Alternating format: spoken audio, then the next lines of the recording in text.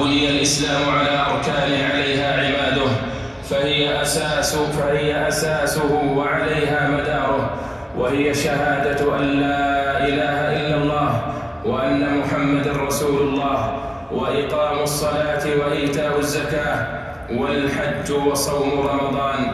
عن ابن عمر رضي الله عنهما عن النبي صلى الله عليه وسلم قال: بني الإسلام على 5: على أن يوحد الله، وإقام الصلاة، وإيتاء الزكاة، وصيام رمضان، والحج.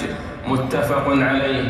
فهذه الأركان هي أبواب الإسلام، وهي أمهات الأحكام، وهي الأسس التي بني عليها الدين، وهي والركائز التي يرتكز عليها، وهي أول الواجبات وأعظم الفروض وأفضل ما يتقرب به المتقربون، وبها يبدأ الحساب، وعليها مدار الثواب والعقاب، فبها النجاة والفوز والسعادة، وبها الخسران والهلاك.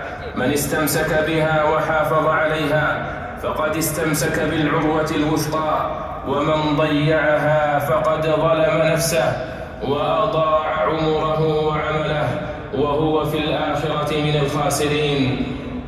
عن طلحة بن عبيد الله رضي الله عنه قال: جاء رجل إلى رسول الله صلى الله عليه وسلم من أهل نجد ثائر الرأس، نسمع دوي صوته ولا نفقه ما يقول، حتى دنا من رسول الله صلى الله عليه وسلم، فإذا هو يسأل عن الإسلام. فقال رسول الله صلى الله عليه وسلم: 5 صلوات في اليوم والليلة. فقال: هل علي غيرهن؟ قال: لا، إلا أن تطوع. وصيام شهر رمضان. فقال: هل علي غيره؟ فقال: لا، إلا أن تطوع. وذكر له رسول الله صلى الله عليه وسلم الزكاة، فقال: هل علي غيرها؟ قال: لا، إلا أن تطوع.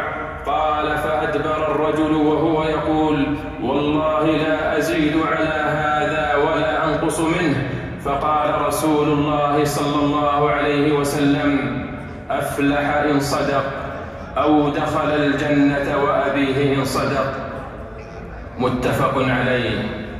اللهم وفقنا لما تحب وترضى، اللهم وفقنا لما تحب وترضى، وثبت قلوبنا على الإيمان.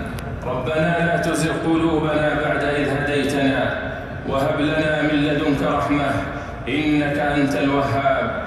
اللهم حبب إلينا الإيمان وزينه في قلوبنا، وكره إلينا الكفر والفسوق والعصيان، واجعلنا من الراشدين. اللهم تقبل من حجاج بيتك الحرام حجهم، اللهم تقبل من حجاج بيتك الحرام حجهم، وردهم إلى أهليهم سالمين غانمين. اللهم اجعل حجهم مبرورا، وسعيهم مشكورا، وذنبهم مغفورا. اللهم وفق القائمين على خدمة ضيوف الرحمن، اللهم وفق القائمين على خدمة ضيوف الرحمن وتهيئة المشاعر والمناسك. اللهم اكتب أجرهم وارفع شأنهم، وبارك في جهودهم وأعمالهم. اللهم وفق ولي أمرنا خادم الحرمين الشريفين بتوفيقك، وأيده بتأييدك، وأعز به دينك.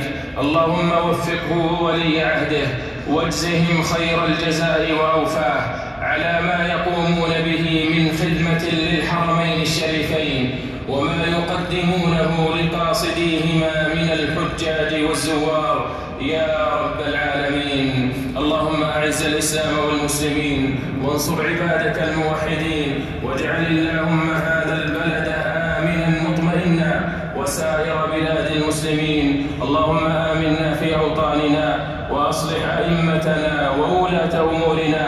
اللهم تقبل منا إنك أنت السميع العليم، وتب علينا إنك أنت التواب الرحيم. اللهم آتنا في الدنيا حسنة، وفي الآخرة حسنة، وقنا عذاب النار. اللهم صل على محمد وعلى آله وصحبه أجمعين.